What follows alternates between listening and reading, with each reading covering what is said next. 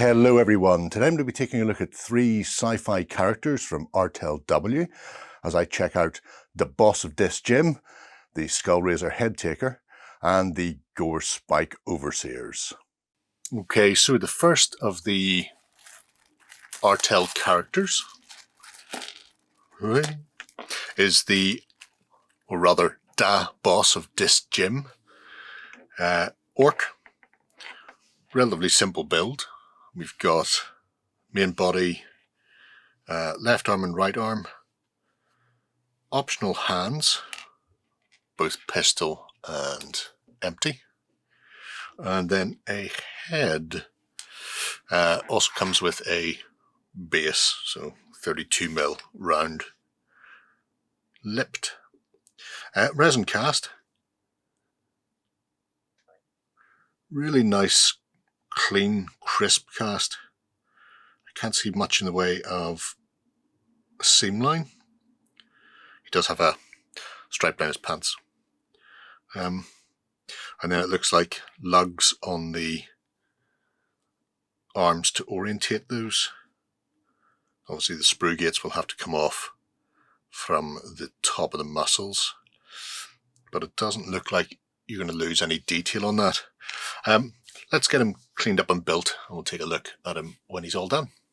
Alright, the Boss Of Diz Gym is built. Well, quick build, let's face it.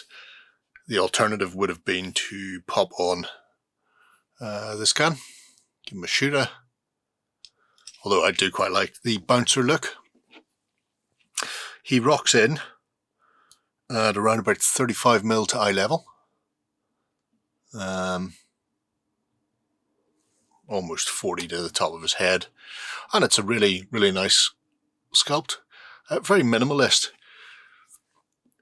as the speech says on the website. Even a slave can rise to be the boss.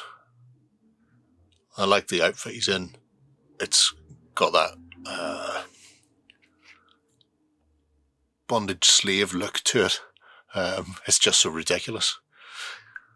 I think he'd make a fantastic bouncer or roadie for the band that Artel do. He just has that look to him. So yeah, if you're after a different looking orc, or maybe one just to paint up for a bit of a laugh, this one's a genuinely fascinating little decision by Artel to do. So nice figure, easy to build. Okay, next up we have something for the Abyssal Science Fiction Fellows. This is the Skullraiser Headsman. Has a 40mm round base and a ton of bits in resin. So we've main body, leg, shoulder pad, arms, backpack, and bits. Oh, I was going to say there's no options, but I think we actually do have head options, so that's quite cool. I like options. Not all the time, but sometimes. A lot of resin pieces. All looks pristine, to my old eyes anyway. I can't see much / any of a seam line on these. Although there must be one. There's the leg. So it runs, there we go, runs that way. So there's a bit of a seam line. Require a bit of clean up. Just see the back of the heel there. However, that doesn't just fade away. They actually have the armor plates riveted along the seam line towards the top, so that's cute. See him here. So it starts to fade when you hit the more complicated part at the back of the knee, and then runs along that seam. And then front of the mold, can't really see it at all. Yeah, so they've done a really good job of hiding the mold lines. Right, he needs assembled, and then we'll be able to see him in a bit more glory. Okay, the headsman is built. You can see I've gone with the executioner hood, because I just think that's really cute. There are actually a few options. So first off, we have a choice of 2 heads. There's this sort of hooded helmet, giving him a touch of the fallen Dark Angel look to him. I think for the executioner though, the hood is just so much more fun. There's also an alternative shoulder pad for this arm, so you can just have a plain beveled shoulder pad, which is accessible then if you want to put some chapter markings the like on it. But again, wicked spikes are always good. The last option is this back banner.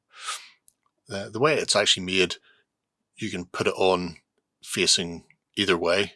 So either you have the skull and head to the front, or you would have your skull and helmet to the front.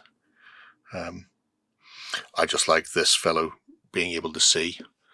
It's a bit more interesting for me. But either way is acceptable. So the build was very straightforward.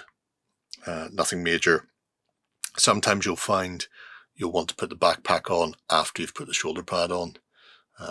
But as you can see there, there's plenty of clearance. So I actually had the backpack on first and then pop the shoulder pad on afterwards. Size, he is almost 40mm to eye hole level and 70 to the top of that massive spiked back banner. So if you're after a headsman for your chaos, then this is a good fellow to go for.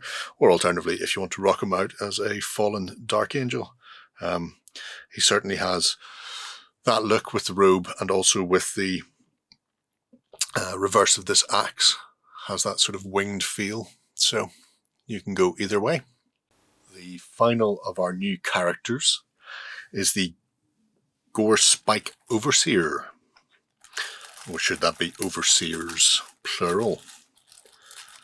Comes with a 32mm round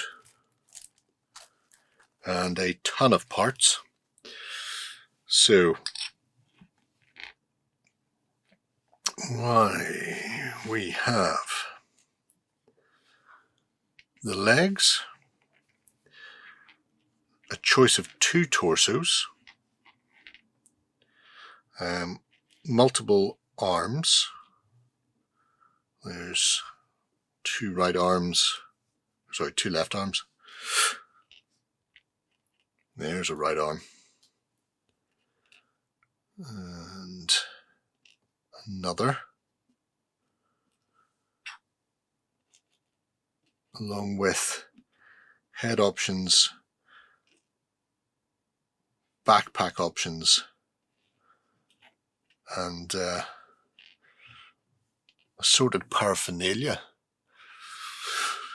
Right, so I see our torso sits in on top once the leg goes on, and it comes across there. Right, the only way to take a look at this properly is to build one. So I believe there are 2 options, one more demonic than the other. I'll amuse myself by picking after. Okay, the Gorespike Overseer then. There is a couple of options. So if I pop her on there, you can see one version.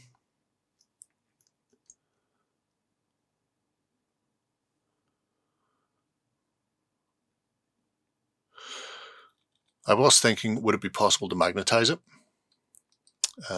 Yes is the answer.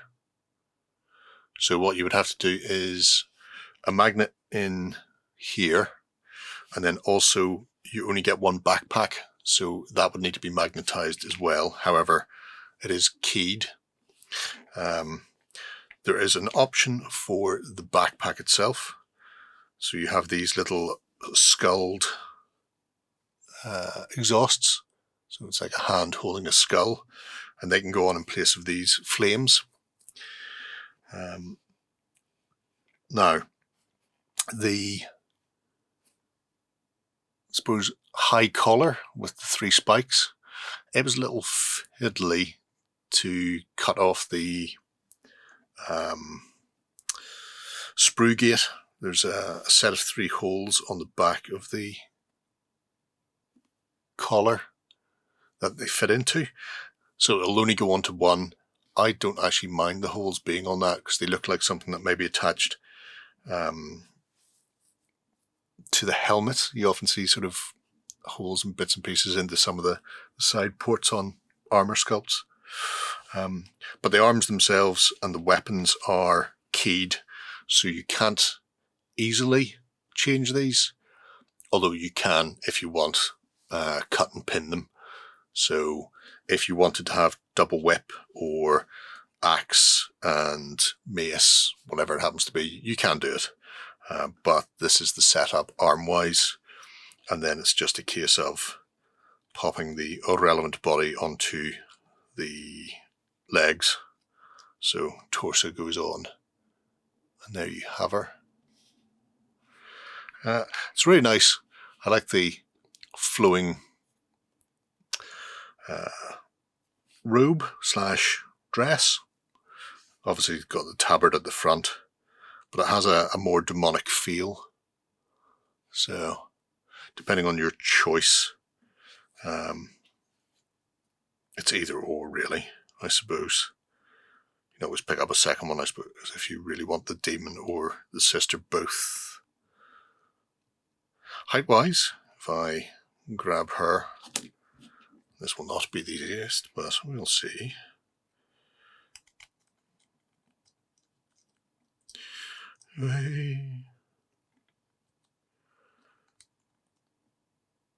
Okay, we are 35mm to eye level. From the bottom of the base, it will be taller if you include those spikes, but both miniatures are really nice. Lovely level of detail, and as always from Artel, the quality of the sculpt and the actual production is terrific. So there you have it, the Gorespike Overseeress.